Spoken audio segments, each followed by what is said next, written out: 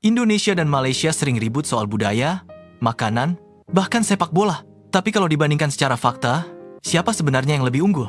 Hati-hati, fakta ini bisa bikin panas. Indonesia dan Malaysia adalah dua negara bertetangga yang punya hubungan unik. Di satu sisi, budayanya sangat mirip, bahasanya juga hampir sama. Tapi di sisi lain, dua negara ini sering saling klaim budaya, saling ejek di sepak bola, bahkan sering debat di internet. Pertanyaannya sekarang, kalau dibandingkan secara fakta, siapa yang sebenarnya lebih unggul? Satu. Luas wilayah, Indonesia menang telak. Kalau bicara luas wilayah, Indonesia jelas jauh lebih besar. Indonesia punya lebih dari 17.000 pulau dengan luas sekitar 1,9 juta kilometer persegi. Sementara Malaysia, luasnya sekitar 330.000 kilometer persegi. Artinya, Indonesia hampir 6 kali lebih luas dari Malaysia. Jadi kalau soal wilayah, Indonesia memang tidak ada lawan di Asia Tenggara. 2. Jumlah penduduk. Indonesia jauh lebih besar. Jumlah penduduk Indonesia mencapai lebih dari 270 juta orang. Sedangkan Malaysia, sekitar 33 juta orang. Perbedaannya sangat jauh.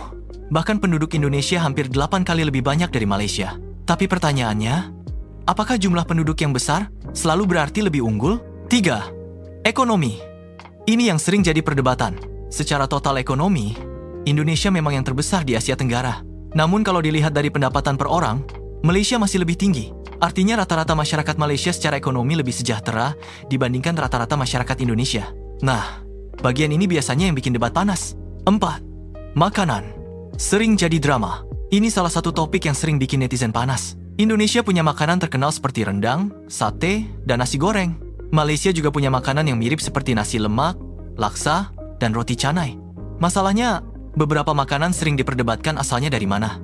Kadang netizen Indonesia bilang, itu dari Indonesia. Netizen Malaysia juga bilang itu dari Malaysia. Akhirnya, kolom komentar pun langsung perang. 5. Sepak bola. Rivalitas paling panas. Kalau soal sepak bola, rivalitas Indonesia dan Malaysia sudah terkenal sejak lama.